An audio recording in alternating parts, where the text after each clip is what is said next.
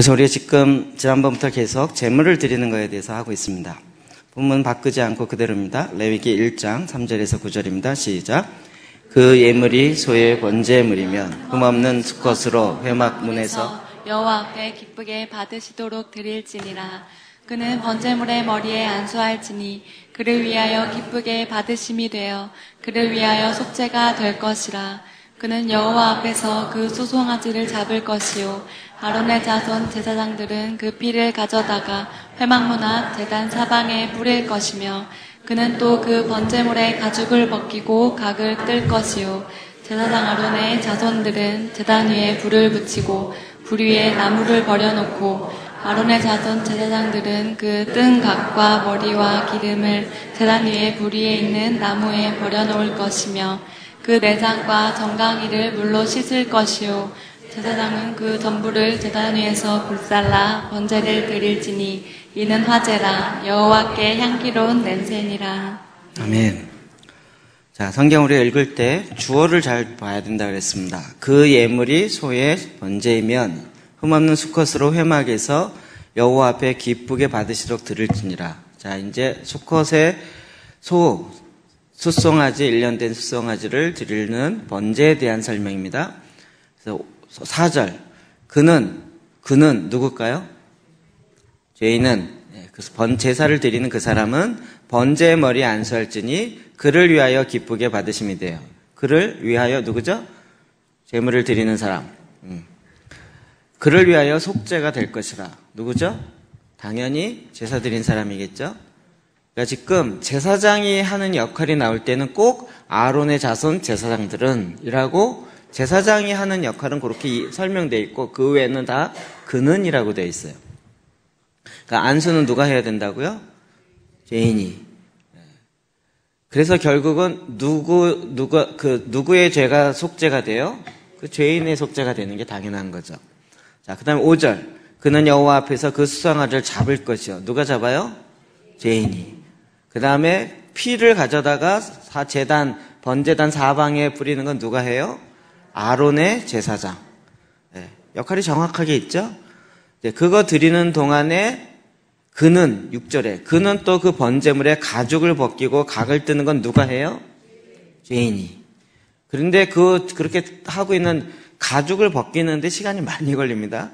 여러분 만화를 너무 봐서 가죽을 휙 하면 휙 벗기고 이렇게 통닭만 딱 나오는 그런 거 생각하시는데 기계에 가죽 벗기는 게 오래 걸립니다. 그리고 이제 그 제물을 태울 수 있는 불을 놓고 그 위에 장작을 준비하는 건 누가 해요? 제사장 아론의 자손들. 그렇죠? 그리고 그 이제 제물을 각을 뜨고 그 제물을 받아다가 번제단 위에 올리는 건 누가 해요? 8절에 아론의 제사. 성경 읽는 걸 아시겠죠? 그러니까 제사장들이 해야 할 일은 반드시 아론의 제사장 정확하게 표시가 되어 있고 그 외에 그는이라고 된 건 번제를 드리러 오는 그 사람인 거죠.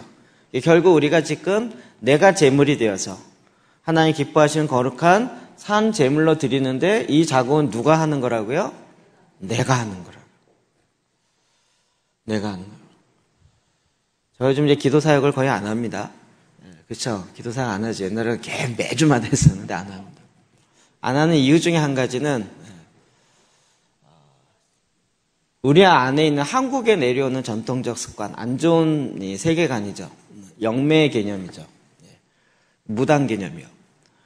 그러니까 자기가 귀신을 불러올 수 없으니까 무당이 대신 불러와서 자기의 문제를 해결해 달라는 거죠. 돈을 줄 테니까. 그러니까 목사님이 하나님 가까우니까 하나님이 임하시도록 목사님이 초청해서 푸닥거리를 해갖고 임하셔서 자기 문제를 해결해 달라는. 이게 뭐가 문제인지 아시겠죠? 목사가 푸닥거리가 아니다. 이 얘기보다도 뭐냐면 누가 잡아야 된다고요? 자기가 잡아야 돼요. 제사장이 대신 해주는 거예요. 구약에서도 제사장이 대신 기도해주고 대신 죄를 속해주고 대신 이게 아니고 그 모든 기본적으로 제물을 잡는 거 그걸 가죽을 벗기고 이거 하는 것은 다 죄인이 자기가 하게 돼 있다는 거죠.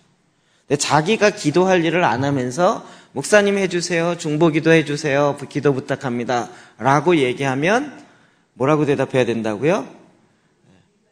자기가 할 기도는 자기 일은 자기가 합시다 이래야 된다는 거예요. 예. 왜 그 말 나온지 이해되시죠? 제가 처음에 그 얘기를 했더니 막 상처를 받으시더라고요. 목사님 기도 좀 해주세요. 딱 들어봤더니 본인이 할 거예요. 그래서 제가 웃으면서 본인 자신이 할 일은 자신이 합시다. 그리고 휙 넘어갔더니 막 상처받더라고요. 왜 목사님이 기도도 안 해줘서 이렇게 쌩 하실까? 하는데 그거는 본인이 할 기도라는 거죠. 예. 목사님이 대신 해줘서 그래도 목사님이 기도해 주든 아니면 중보자가 기도해 주고 기도에 은사 있으신 분이 해주면 뭔가 좀 낫겠지. 더 나보다 낫겠지. 라고 다급한 마음에서 할지 모르지만 그러나 성경은 정확하게 이 역할이 구분되어 있다는 것을 우리는 말씀을 통해 확인합니다. 자, 그래서 제사가 5가지 종류가 있었습니다. 외워봅시다. 첫 번째 뭐라고요? 그렇죠. 번제 소제. 같이 가요. 번제 소제. 그 다음에 화목제, 속제제, 속건제. 속건제, 속제제는 대물, 대인. 그거 생각하면 된다 그랬죠? 대인, 자동차 보험, 그걸 안 드시는군요. 자동차 보험 들면 대인 보험이 있고 대물이 있어요. 대인은 사람 다치는 거. 자손, 자차 있죠. 자기 신체 사고, 그 다음에 자기 차량 사고. 그거에 따라 보험이 다른 거예요. 이해되시죠? 제사도 마찬가지란 말이에요. 제사의 종류에 따라서 속제제, 속건제, 화목제. 이 정도면 외워지겠죠. 자, 5가지. 제의 종류래. 제사의 종류. 시작. 번제, 소제, 화목제, 속제제, 속건제. 예, 어렵지 않으시죠? 그리고 제사의 방법은 화제, 요제, 거제, 전제. 예. 그래서 지금 이제 드리는 그 제물을 드리는 번제로 드리는 5가지를 가지고 이제 안수하여서 잡고 가죽을 벗긴다. 토막을 내면서 각을 뜬다. 내장을 씻는다. 양쪽 다리를 씻는다. 머리를 받친다. 기름을 바친다. 이게 이제 무엇을 의미하는지를 계속 이야기하고 지난번에 한번 했더니 여러분이 못 알아듣는 분위기여서 이제는 하나씩 각을 뜨고 있습니다. 첫 번째를 했고 오늘 2번째. 첫 번째, 잡는다. 죽인다. 이게 뭘 의미하는 거죠? 옛 자아가 죽는다라는 거죠. 로마서 6장 6절 시작. 우리가 알거니와 우리의 옛사람이 예수와 함께 십자가에 못 박힌 것은 죄의 몸이 죽어 다시는 우리가 죄에게 종노릇하지 아니하려 함이니. 옛사람이 그리스도와 함께 죽었다는 거예요. 앞으로는 이제 막 안 죽은 사람이 막 이래야 되지 않습니까? 그러면 이렇게 물어볼 거죠. 예수님 믿으시나요? 그러면 교회 다녀온 지 5년 됐네요. 예수님과 함께 죽으셨나요? 이렇게 물어보는 거예요. 죽기는 내가 왜 죽어야? 이러면 안 믿는 거예요, 사실은. 그리스도를 믿는다, 그리스도와 함께 십자가에 못 박혔다라는 것은 내가 나의 옛사람이 그리스도와 함께 십자가에 못 박은 것을 실제로 내가 머리로, 생각으로, 지식으로 믿을 뿐만 아니라 마음으로도 받아들인 거예요. 그래서 옛자를 죽었다는 거예요. 옛자 살려달라고 자꾸 기도하면 곤란한 거죠. 이거는 살려달라고 기도할 것이 아니라 죽여달라고 기도해야 된다. 여러분 이제 수준이 이제 좀 비슷해지는 것 같아요. 감사합니다. 2번째로는요, 죄에 대해서 죽었다라는 거죠. 죄에 대해서. 11절이요. 시작. 이와 같이 너희도 너희 자신을 죄에 대하여는 죽은 자, 그리스도 예수 안에서 하나님께 대하여는 살아있는 자로 여길지니라. 아멘.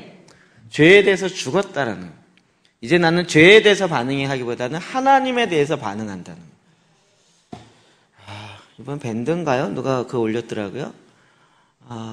내가 이렇게 하지 말아야지라고 결심을 한다 그래서 자기가 바뀌는 것이 아니라 주님을 더 사랑하며 주님께 집중하다 보면 죄 문제가 해결되어진다는 거예요. 굉장히 중요한 원리입니다. 우리는 여태까지 유교식 기독교를 많이 해서 내 결단하고 내가 바꿔야지 하나님 내가 결단했으면 자꾸 이렇게만 갔던 거죠.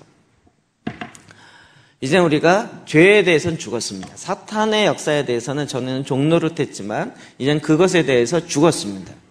그리고 의에 대해서 살았습니다. 예수 그리스도의 안에서 산 거죠.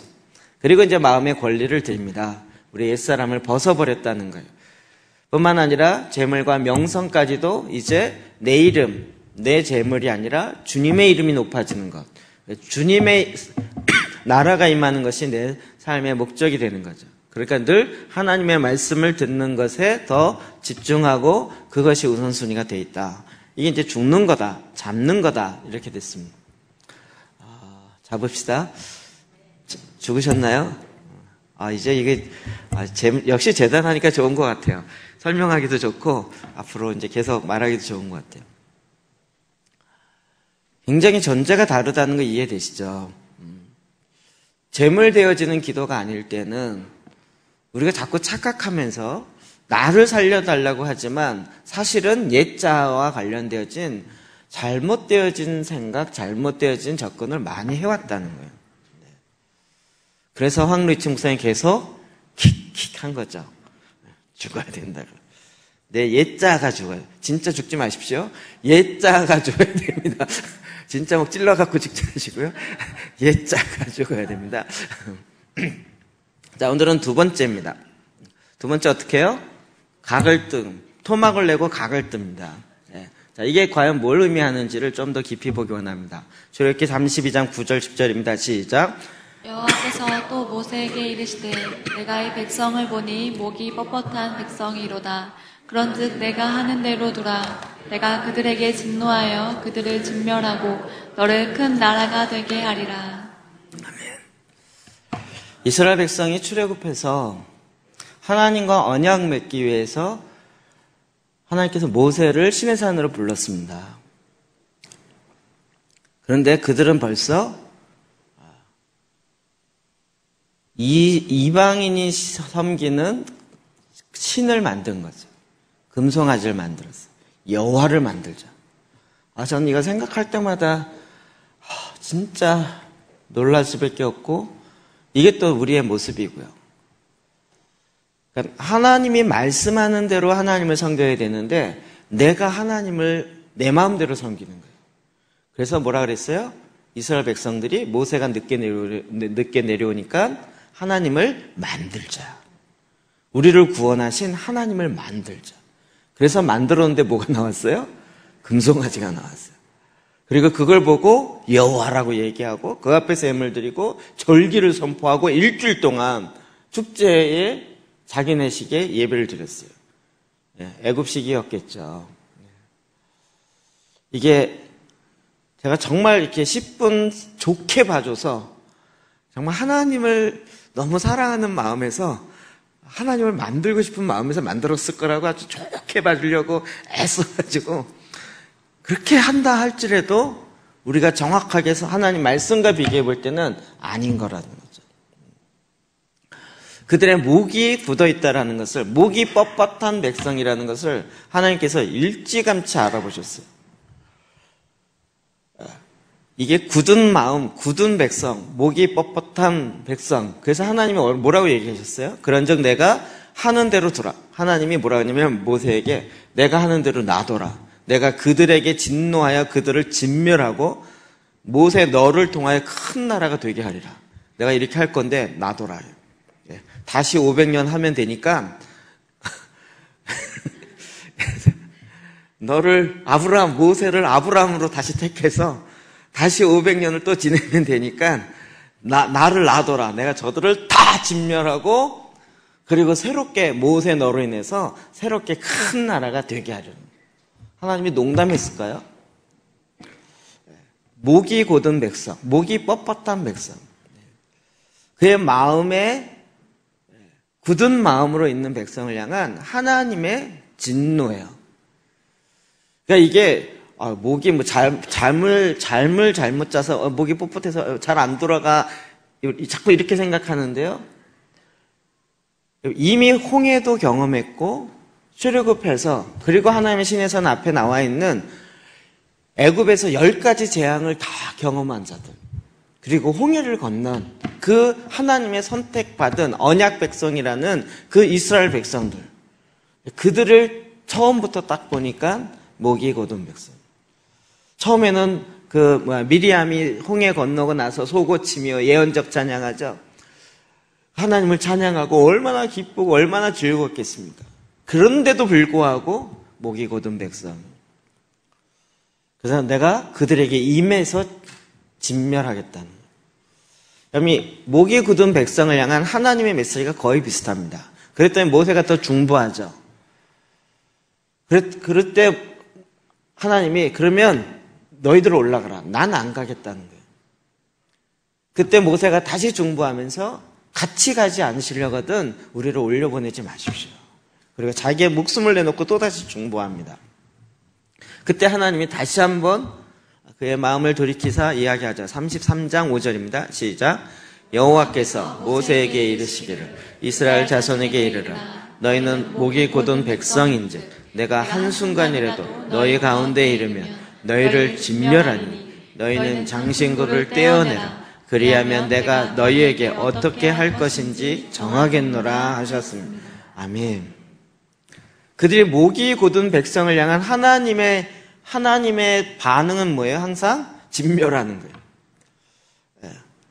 정말 하나님께 감사하지 않으면 마땅히 감사할 것이 당연하고 또 그렇게 이미 감사도 했었던 백성이지만 그들이 목이 곧아 있는 백성인즉 한순간이라도 주님이 한순간에 그들을 진멸할 수 있는 목이 곧은 백성을 향한 주님의 마음인 거죠. 생각인 거죠.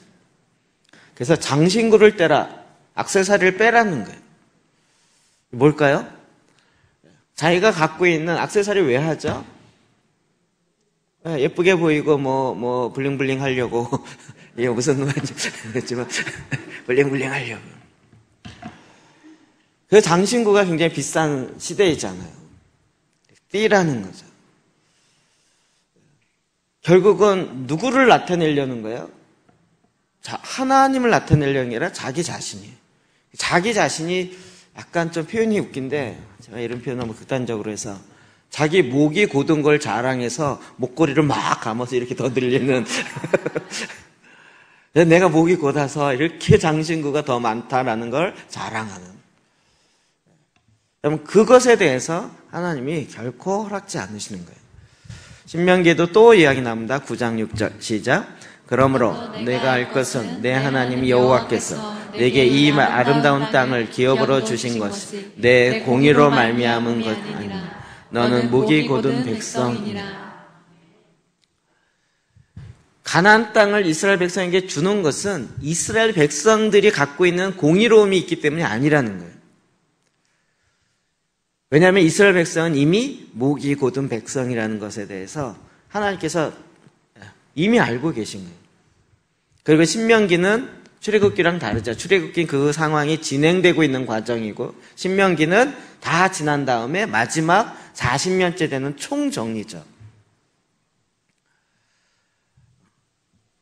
잠언 29장 1절입니다. 시작. 자주 책망을 받으면서도 목이 곧은 사람은 갑자기 패망을 당하고 피하지 못하리라. 아멘. 목이 곧은 백성. 발음이 오늘 안 되죠. 목이 곧은 사람은 갑자기 패망하는 일이 많아요.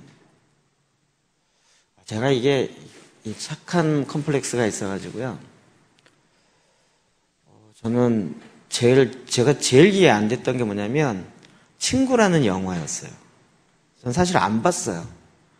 근데 그게 어느덧 막 센세이션을 일으키면서 너무 좋아하는 거예요. 그리고 부산 출신들은요, 그 영화 아주 미쳤더라고요. 부산 사람 많이 계시죠? 그러신가요? 진짜 자기 고등학교 때 그랬다는 거예요.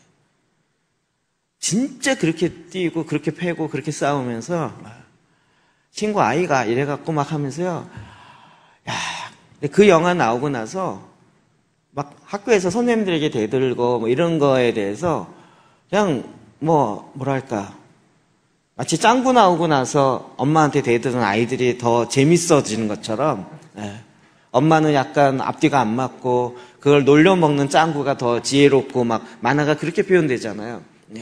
그런 것처럼 친구라는 영화 나오고 나서 오히려 막 그렇게 욕하고 막 이런 것들이 더 뭐랄까 추억이고 무슨 멋있는 것처럼 표현되는. 그러니까 막 친구들 만나면 그러면서 치고받고 막 이렇게 하는 것이 익숙해져요. 거기에 너무나도 그걸 좋아하는 거예요. 공감이 돼서 좋아하는지 모르겠지만 저는 그게 이해가 안 되는 거죠. 그 다음부터는 계속 영화나 뭐 이런 것도 이제 그런 굉장히 현실감 있는 얘기를 한다면서 욕이 계속 나오기 시작하고, 그러면서 욕하는 사회가 되어지고, 이제는 중고등학교, 초등학교 아이들까지도 욕을 안 하면 학교에 다니기가 힘들어요. 어떤 우리 다른 교회 담임 집사님이 이제 학교를 옮기게 됐는데, 가정 이제 홈스쿨링 하게 된 이유가 뭐냐면, 학교에서 애가 욕을 안 하는데 욕 안 한다고 왕따를 당해요. 옛날에는 좀 공부를 못하거나 뭔가 좀 부족해서 왕따 당하는데, 이젠 그게 아니고 얘가 욕을 안 한다 그래서 왕따를 당하는 거예요. 그러니까 학교를 다니려면, 친구들과 얘기하려면 욕을 해야 학교를 다닐 수 있는 거예요. 그러니까 이 문화 자체가 그렇게 가는 거예요. 근데 하나님은 그 부분에 대해서 결코 그냥 가지 않으십니다. 성경은 계속 이 목이 곧은 것에 대한 마음, 교만한 마음, 거만한 마음, 이것에 대한 경고의 사인들을 굉장히 강하게 하십니다. 잠언 16장 18절입니다. 시작. 교만은 패망의 선봉이요, 거만한 마음은 넘어짐의 앞잡이니라. 아멘. 자기 자신을 좀 이렇게 거만하게 표현하는 것을 약간 뭔가 당당하고 자신 있어 보이고 뭐 이런 식의 표현들인 거죠. 그런 가치를 쉽게 받아들이는 거예요. 잠언 7장 8절 9절입니다. 시작. 일의 끝이 시작보다 낫고 참는 마음이 교만한 마음보다 나으니 급한 마음으로 노를 바라지 말라. 노는 우매한 자들의 품에 머무름이니라. 아멘. 이 말씀은요, 현대 심리학에 비하면 완전 반대예요. 노를 발산하지 않으면 화병이 된다는 거예요. 발산을 하라는 거예요. 근데 완전히 거꾸로죠. 참는 마음이 교만한 마음보다 나으니. 하나님은 우리의 마음의 중심을 보시는 거예요. 우리의 인간의 마음의 상태가 어떤지를 우리는 항상 살펴야 되는데, 지금 현대 사회일수록 마음에 대한 중요성을 놓쳐버리고 있어요. 그러니까 마음이 어떤지를 몰라갖고 헤매요. 또 볼까요? 고린도전서 4장 6절입니다. 시작. 형제들아, 내가 너희를 위하여 이 일에 와서 아볼로를 들어서 본을 보였으니 이는 너희로 하여금 기록된 말씀 밖으로 넘어가지 말라 한 것을 우리에게서 배워 서로 대적하여 교만한 마음을 가지지 말게 하려 함이라. 아멘. 그리스도인 안에서도 여러 당파가 나눠지는데 무슨 파가 나눠집니다. 그 안에 서로 교만한 마음이 일어나던 거예요. 이게 나는 뭘 배웠다. 교회 안에서도 나는 뭐가 있죠? 무슨 크로스웨어를 배웠다. 나는 베델 성경 공부를 배웠다. 나는 무슨 뭘 배웠다.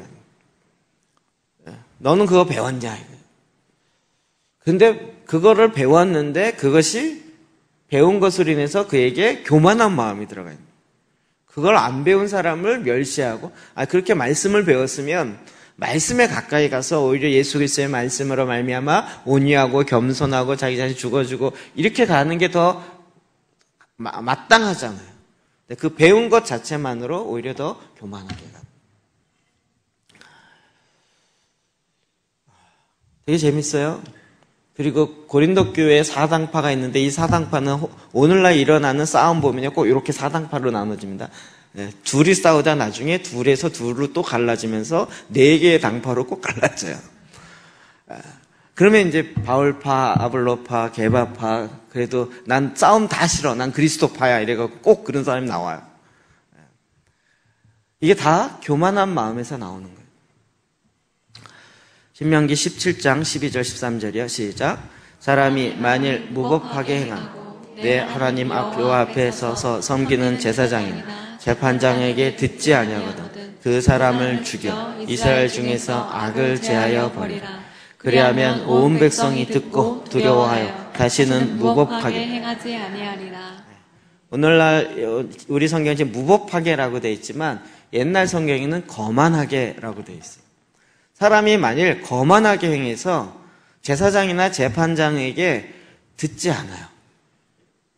그 말을 거만하게 여겨요. 그러면 어떻게 한다고요? 죽이라고요. 너무 심하다. 그 제일 중요한 건 그 마음이죠, 마음. 이스라엘 백성들이 그래서 왜 이 교만한 마음, 거만한 마음은 어디서부터 나옵니까? 결국은 사단으로부터 오는 거예요. 그 모습이 우리 안에 일어나는 것에 대해서 하나님은 결단코 허락지 않으세요. 그것을 진멸하라는 거죠. 그럼 이게 지금 가죽을 벗기는 것과 그 다음에 토막을 내서 각을 뜨는 것과 같이 관계에 있어요. 제가 오늘 오전에 나눠드렸던 말씀과 이 말씀이 좀 연결이 됐는데 이게 각을 뜬다라는 게 결국은 그게 할례구나. 할례구나. 할례에 대해서 자꾸 이야기합니다. 저도 오늘날 할례 받아야 됩니까? 안 받아야 됩니까? 여러분 할례를 받아야 되나 안 받아야 되나요? 그렇죠. 질문에 대답을 하시라고요. 육체의 할례를 받아야 됩니까? 안 받아야 됩니까? 제가 질문을 육체의 할례를 받아야 됩니까? 안 받아야 됩니까? 이렇게 질문했습니다. 우리는 뭐라 그랬어요? 여태까지 듣기는 그건 구약이고 신약이 예수 그리스도 오심으로 새로운 언약이 있었기 때문에 할례 나와 상관없다. 이방인은 상관없다. 이렇게 하는 거죠.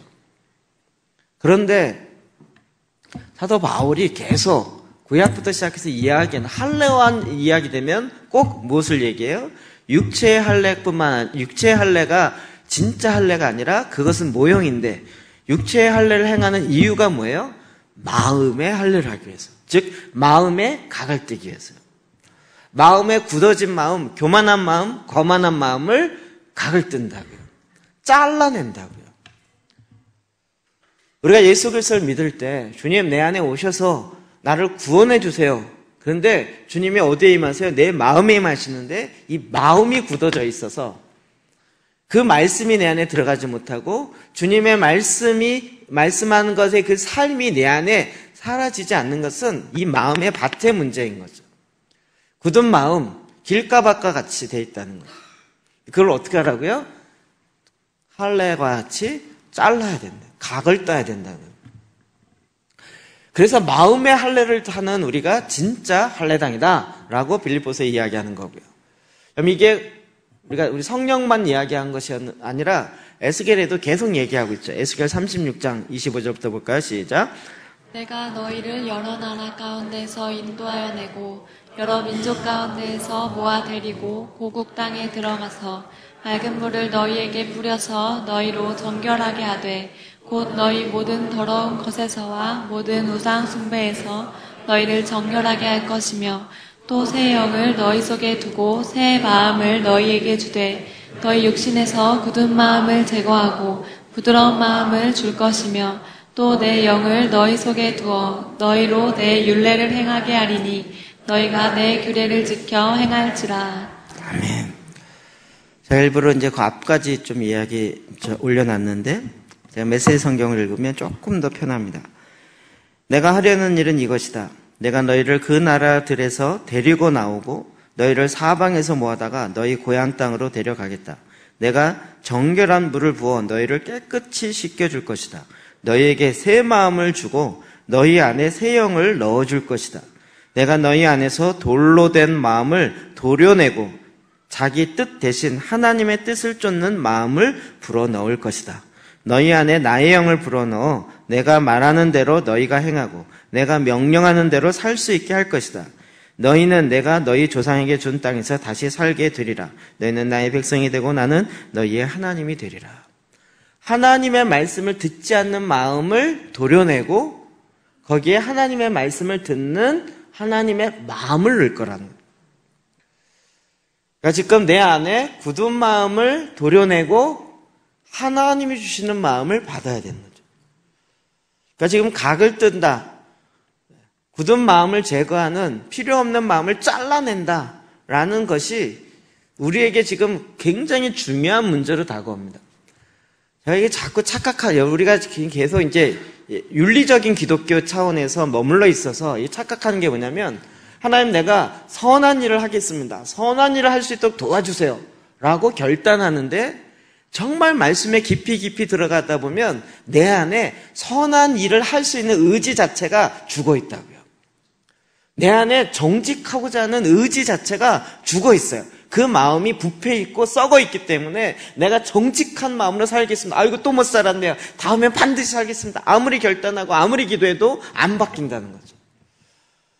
그래서 다윗이 어떻게 기도했어요? 주님, 내 안에 정직한 영을, 정직한 마음을 넣어주세요. 우리가 지금 계속 착각한 게 이게 인본주의적인 인간론을 갖고 있어서 인간이 굉장히 선할 거라고 생각해요. 그래서 내가 적어도 윤리적으로 선한 마음을 딱 가져서 내가 마음을 안 먹어서 그렇지 딱 먹고 선하게 하면 얼마든지 할 수 있을 거야 라고 착각하고 있는 거예요. 근데 한번 해보라고요. 되냐고요. 여태까지 됐냐고요. 사람들이 보는 데선 될지 몰라요. 안 보는 데서는 금방 슉슉 넘어가요. 그러니까 결국 내 마음의 중심이 다 바뀐 게 아니고 사람의 눈에 맞춰가는 것뿐이지 정말 내 안에서 진짜 내 안에서 그런 변화가 있냐는 거죠. 자, 그럼 몇 가지 충격적인 사건도 있었습니다. 소유리에서 전도사 할 때요. 지난번에 한번 이야기했는데 제가 그때 중고등부 전도사였는데 중학교 2학년 아이의 아버지가 돌아가셨어요. 그 아이의 아버지는 제가 얘기를 워낙 잘 듣고 알아요. 아주 알코올 중독이었어요. 얘가 맨날 교회에 와서 살았어요. 그래서 너 진짜 믿음 좋다. 너 진짜 돼. 교회 맨날 찬양하고 막 교회 일하고 이래갖고 얘가 진짜 너 괜찮은 애다 이랬는데 알고 봤더니요. 아버지가 알코올 중독이에요. 집에만 들어가면 패는 거예요. 얘를. 그러니까 교회에서 산 거예요. 도망 온 거죠. 그러니까 마음 붙일 데가 없어서 교회에서 그냥 이러고 있었던 거예요. 그걸 몰랐던 거죠. 근데 나중에 아버지가 돌아가셨대요. 그래서 이제 중고등부 전도사니까 애들과 같이 선생님 같이 이제 장례식장 갔죠. 아버지를 가고. 걔가 딱 이제 상주로 앉아 있더라고요. 고등학교 2학년 남자아이가 상주가 돼서 앉아 있어요. 그 아버지도 이렇게 영정사진 보니까 젊으신 분이에요. 그럼 정말 이렇게 뭐랄까 슬프잖아요. 상황 자체가. 그 걔를 보면서도 안타깝고. 근데 제 안에서요 정말 눈물도 안 나고 슬프지도 않고 막 머리로만 돌아가지 제 마음은 하나도 뭐 이렇게 뭐가 없더라고요. 그냥 냉랭하더라고요. 그래갖고 이제 뭐 간단히 예배 드리고 왔어요. 근데 그러니까 눈물이 나야 할 것 같은데 눈물이 안 나는 내가 이상한 거예요. 어떻게 내가 이랬지? 제가 감정을 워낙 묶어놓는 사람이라 감정을 표현하는 것 자체가 너무 힘들었던 거죠. 그리고 그 감정이 뭔지를 모르는 거고요. 그걸 워낙 감정에 솔직하면 내가 너무 힘들었기 때문에 감정을 무디게 만들어 놓은 거예요. 그게 내 살 길이라고 자기 나름대로 찾아갔으니까. 근데 정말 감정이 드러나야 될 그런 부분에서조차도 여전히 안 일어나는 거예요. 내가 교회 전도사인데 이게 앞으로 목회를 하면 장례도 많이 할 거고 이럴 것 같은데 그때마다 이게 맹맹하고 이게 내가 뭐지? 내가 이렇게 냉혈 인간인가? 난 마음은 전혀 이런 사람인가? 뭐 별의별 생각이 다 드는 거예요. 정말 그때 그런 나의 모습에 내가 어떻게 반응해야 될지를 제가 모르겠더라고요. 그리고 이제 그때 처음으로 기도하기를 하나님, 저도 좀 이렇게 울면서 기도할 수 있는 일이 좀 있었으면 좋겠어요. 내 눈에도 눈물 좀 주세요. 이런 기도를 처음 한 거예요. 근데 그 기도를 하나님이 1분도 안 돼서 응답을 주시는 거예요. 기도해보면서 운 적이 없었어요. 그걸 우는 건 안 된다라는 강한 이 아버지로부터 교육이 강하게 잡혀 있으니까요. 제 안에 그 마음이 없다는 거예요. 이 얘기 많이 드렸죠. 군대 가갖고요. 완전히 교회 학교 집 이렇게 같이 살다가 군대를 가니까 진짜 군대 너무 힘들더라고요. 육체적으로 힘든 것도 힘든데 그냥 그 욕이 뭐 정말 못 들어봤던 욕을 막 만들어서 하더라고요. 그 욕이 무슨 뜻인지 이해가 안 돼. 이 자식 확 잡아갖고 피를 다 뽑아서 미싱하우스 해버릴까 보다 이러는데 저게 도대체 무슨 말이지? 미싱하우스가 뭔지 아세요? 이 바닥을 청소할 때 물을 쫙 불려가지고 잉 돌려갖고 이렇게 묵은 때 내면서 기계로 돌려갖고 옛날 이렇게 그 도코다시라 그러나요? 이게 단단한 이렇게 조그만 타일로 아니고 이렇게 쪼려 하는 거 있잖아요. 그거 할 때 그걸 미싱하우스라고 했잖아요. 근데 그걸 뭘로 해요? 물로 안 하고 너의 피를 다 뽑아내가지고 피를 밑에다 갖고 그걸 그 기계를 돌려가지고 그렇게 하겠다. 저는 또 그걸 들으면 묵상을 해야 돼, 이게. 이게 무슨 뜻인지 한 번도 못 들어본 얘기니까 뭐 자대 갔더니요, 자대 진짜 저기 상사인데 정말 이 자식들 그 운전자기거든요. 이 자식들이 모가지를 확 짜서 펜벨트에 갖고 돌려버릴까 보다 이러는 거예요. 자동차에 이 벨트 있잖아요. 엔진과 바퀴가 이렇게 해서 가는 그 벨트는요, 가장 견고해서 거의 안 끊어져요. 거기다 목을 감아갖고 돌려버린다는 거예요, 이렇게. 저는 막 소름이 끼쳐. 이런 얘기를, 욕을 처음 들으니까요. 막, 그래갖고 욕하면서 막 뒤로 지치, 막, 그래갖고 막 머리 박으면 이제 박으면 막 주여 소리가 저절로 나. 주님, 제발 좀 살려주세요. 일어나, 기사한 그러면 딱 일어나면서 살려줘서 감사합니다. 아니라 저 자식 죽여버려야 돼, 이게. 그리고 또 뒤로 치치면 어쩌고 막 굴리면 또, 주님, 제발 죽겠어요. 살려주세요. 이러다가 일어나, 기사한 그러면 또 일어나고, 저걸 그냥. 이게요, 저는 진짜 착한 줄 알았어요. 군대 가기 전에 진짜 착한 줄 알았어요. 욕을 배워본 적도 없고, 사고를 쳐본 적도 없기 때문에. 군대 가서 보니까요, 속에 있는 게 훅 드러나니까 별의별 게 다 나오더라고요. 진짜 인간 안에 선한 것이 없어요. 인간이 타락했다라는 것은 그냥 아이쿠 죄를 범했다 이 정도가 아니고요. 본질적으로 마음에 하나님을 두기 싫어하며 그 안에 사단의 마음이 들어있다는 거예요. 육신에는 사단의 마음이 들어있어요. 그게 교만이고 거만이고 그게 굳어있는 마음인 거예요. 거기에 쩔어 있어가지고요. 이거를 잘라내지 않고는 주님 앞에 나와서 주님이 거하십시오가 안 된단 말이에요. 안 잘랐는데 주님이 거하면 어떻게 돼요? 진멸하게 되는 거예요. 그러니까 그리스도인이 되었을 때 제일 중요한 건 뭐예요? 잡고 각을 떠서 잘라내야 되는 거예요. 이 굳은 마음을 잘라야 되는 거죠. 근데 이게 너무 중요한 거잖아요. 그러니까 예수님만 영접하면 됩니다. 영접만 하면 됩니다. 그런데 이 마음에 굳어있는 마음, 이 굳은 목, 이걸 어떻게 할 거냐는 거죠. 그래서 로마서 12장 2절 또 읽어봅니다. 시작. 너희는 이 세대를 본받지 말고 오직 마음을 새롭게 함으로 변화를 받아 하나님의 선하시고 기뻐하시고 온전하신 뜻이 무엇인지 분별하도록 하라. 하나님의 선하시고 기뻐하시고 온전한 뜻이 무엇인지 분별이 되려면 마음의 변화가 있어야 돼요. 근데 마음의 변화는 변화를 받아요. 수동적이에요. 그러니까 우리가 기도의 상당 부분 자꾸 놓쳐버리는 건, 말씀이 없기 때문에 놓쳐버린 건, 하나님 나 거짓말했어요, 잘못했어요, 용서해 주세요, 이렇게 끝나면 지금 내가 왜 거짓말했어요? 내 안에 정직의 영이 없기 때문에.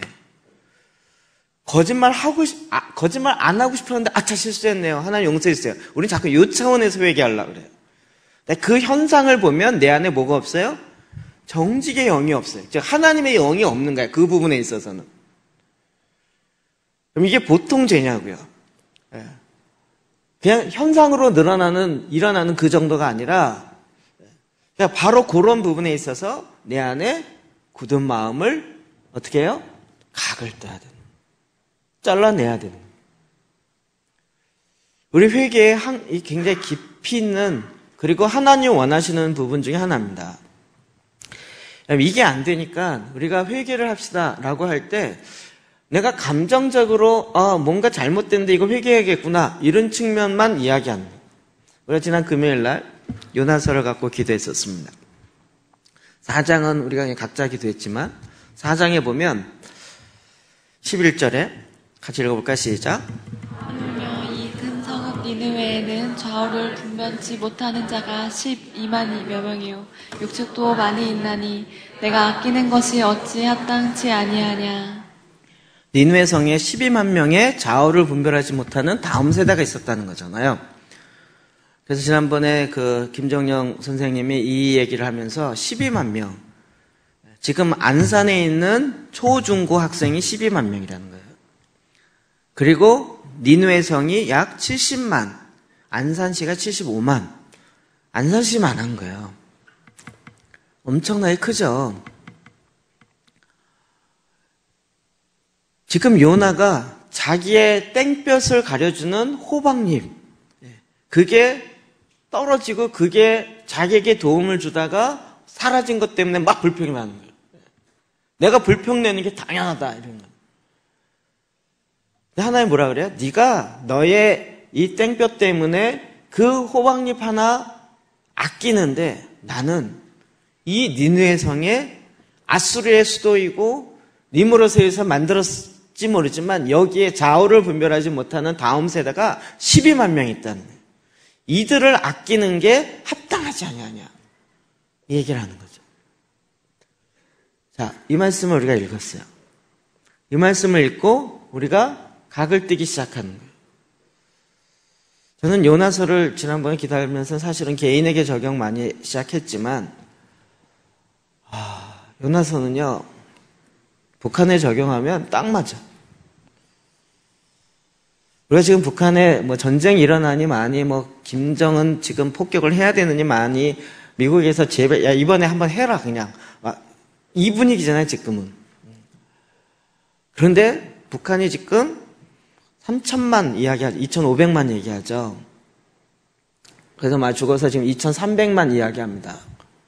그냥 우스리 빼고 2천만이라고 하더라도요. 그 중에 4분의 1이 다음 세대. 사실은 더 많아요. 그렇게 해도 500만입니다. 하나님이 좌우를 분별하지 못하는 그 아이들을 아끼는 것이 합당하지 않냐고요.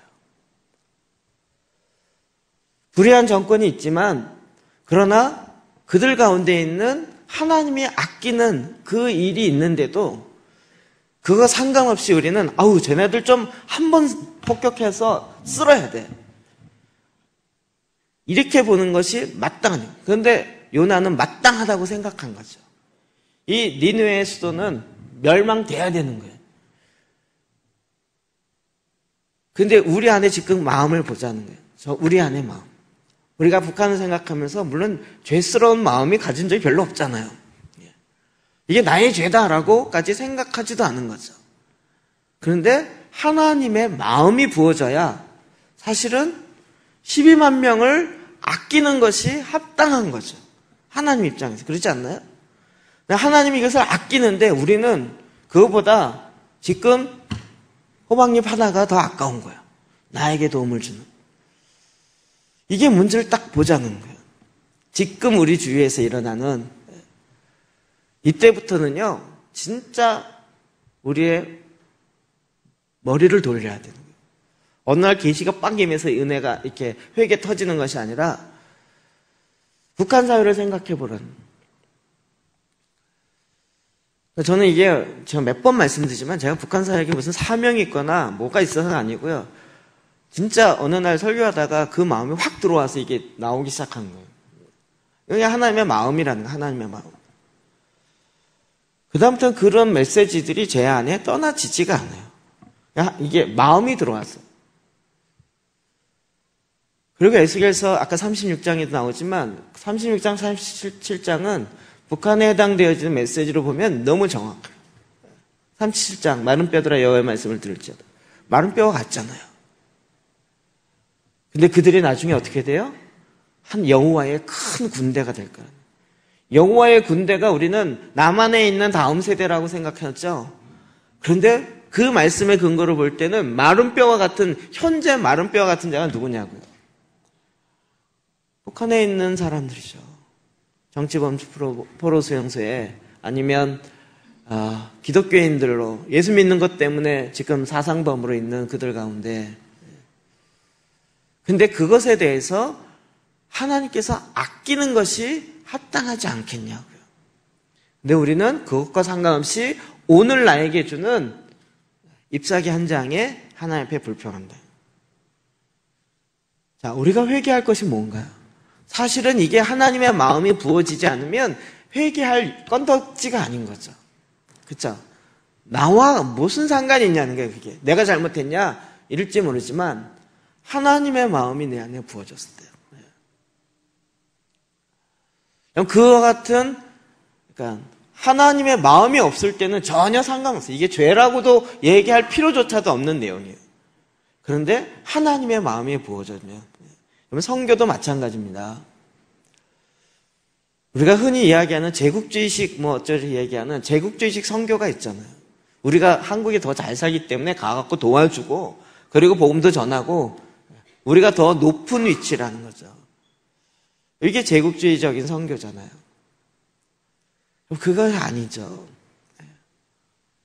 그곳에 여호와의 이름을 찾는 자들, 그 땅에도 하나님의 영광으로 충만케 돼야 되는데 그 땅에 주의 이름을 구하는 자가 없는 거예요.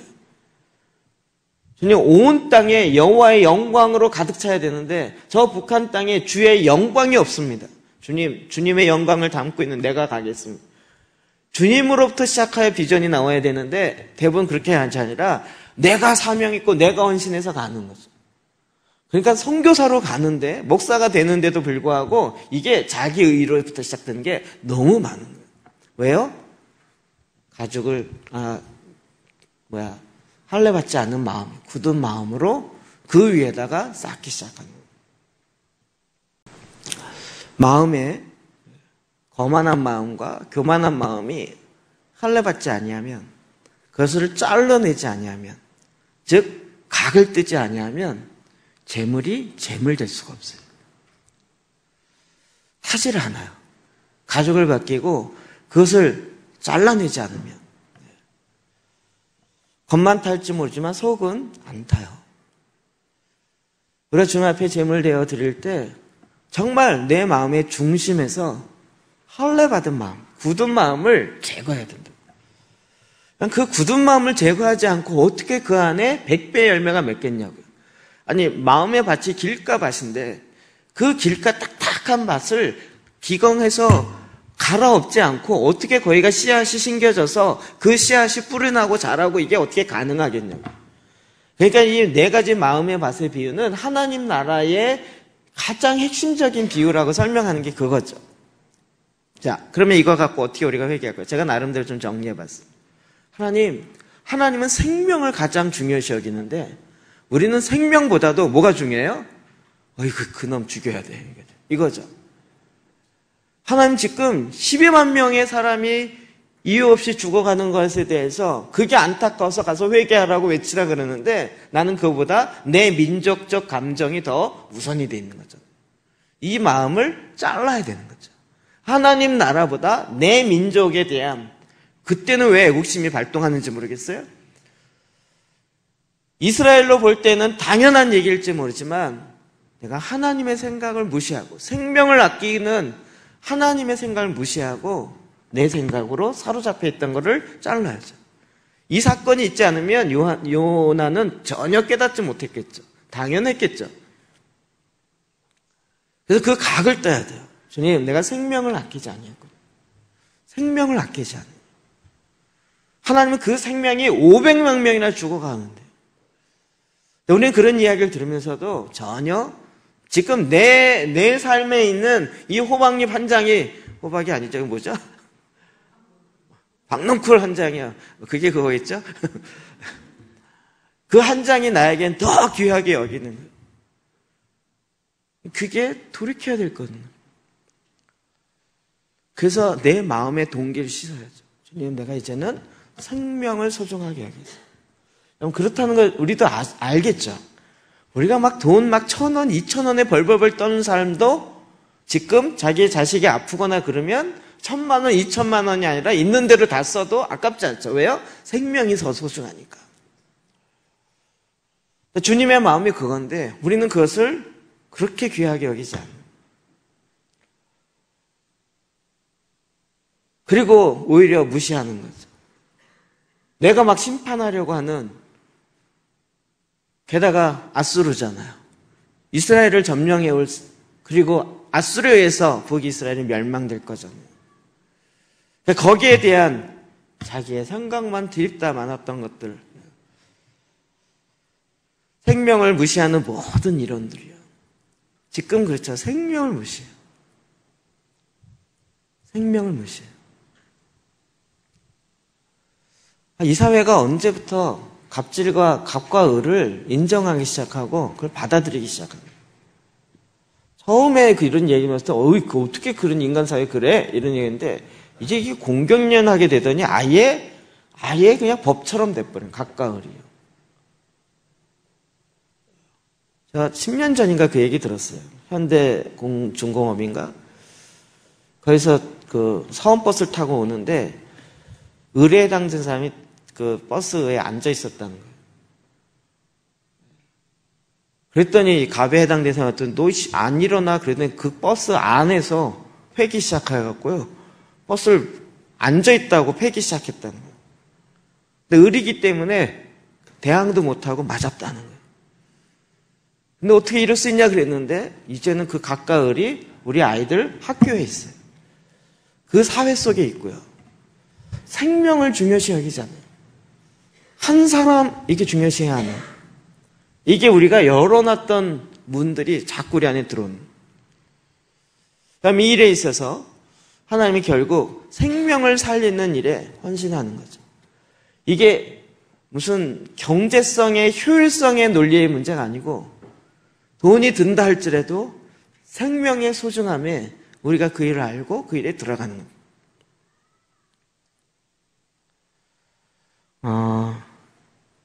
김충성 목사님이 계속 문자를 보내와요. 그래서 이제 탈북하는 사람은 이제 2명을 좀 이렇게 하고 있다고. 그럼 그 생명이 소중한 거예요. 홀로코스트 사건으로 전 유대의 600만 명이 홀로코스트로 죽은 사건으로 인해서 전 세계가 난리를 했어요. 근데 그들이 지금 인정하고 있는 것은 북한 수용소예요. 자기네들이 당했던 고통과 북한 정치범 수용소에서 당하는 고통이 똑같다는 거죠. 그런데 북한 문제와 관련돼서는 얘기를 안 해요. 가장 가까운 이곳에서는 아무 얘기 안 해요. 학생 인권 조례부터 시작하여 동성애 인권까지 그렇게 얘기를 많이 하는 인권을 그렇게 얘기하는 사람들이 홀로코스트 사건보다 더 심한 일이 지금 일어나고 있는데도 얘기를 안 해요. 그게 또 내 문제이기도 해요. 요나 이 사건이 그냥 옛날에 요나라는 선지자가 하나님의 말씀 여차여차해서 이랬대라는 것으로 끝나는 것이 아니라 이것이 내 안에 들어와서 내 안에 있는 그 굳은 마음이 뭔지를 보고 그거를 각을 치기 시작해야 돼요. 주님, 내 안에 이런 마음이 있었습니다. 이 마음이 있었습니다. 생명을 소중히 여기는 동성애자들이 본인은 그게 취향이라고 할지 모르지만 결국은 자녀 문제는 어떻게 해요? 입양하면 된다는. 입양해서 그 받은 자녀가 자라서는 어떻게 될까요? 자기의 기쁨을 위해서 자녀를 입양하면서 될지 모르지만 그렇게 자란 아이들은 어떻게 될까요? 생각지 않아요. 결국 그 일도 결국 나중에 보면 또 그리스도인들이 가서 또 뭐 수고해야 될 일이겠죠. 그럼 이렇게 정말 내가 내 마음의 굳은 마음을 각을 떠요. 잘라야 되는 거예요. 그럼 굳은 마음을 각을 뜨지 않고 그리스도인의 삶을 살 수 있을까? 불가능할 것 같아요. 예수님을 영접했다라는 그 하나만으로 마음은 여전히 길가밭이 아니라 거의 요즘은 콘크리트 밭인데 그 콘크리트 밭에 생명의 나무가 자라겠냐고요. 하나님 그것을 잘라내라. 재물 되는 것은 바로 그것이죠. 어찌 보면 우리가 사실 예수를 안 믿고 살았으면 굳이 안 잘라도 돼요. 그거 막 힘들어하면서 내가 이걸 막 내 죄도 아니고 사회적으로 볼 때 굳이 죄라고 얘기할 것도 없는 그런 것일지 모르지만 주님의 말씀이 딱 들어오는 순간부터 정말 내 안에 하나님과 같은 그 마음이 없는 것으로 인해서 내가 뭔가 죄를 져서 잘못해서 하나님 이거 용서해 주세요, 회개해 주세요, 이 차원을 훨씬 넘어서 주님의 마음이 이런데 그 주님의 마음이 내 안에 없는 것이요. 주님의 마음을 내 안에 부어주세요. 이게 굉장히 중요한 기도의 제목이 되는 거죠. 그것을 부음받기 위해서는 내 마음에 굳은 마음을 잘라야 되는 거예요. 마음의 할례를 행해야 되는 거죠. 그래야 주님이 내 안에 거하실 수 있는 거죠. 네. 이것이 제물되어 드려지는 기도의 내용 중에 한 가지입니다. 이 시간도 같이 한번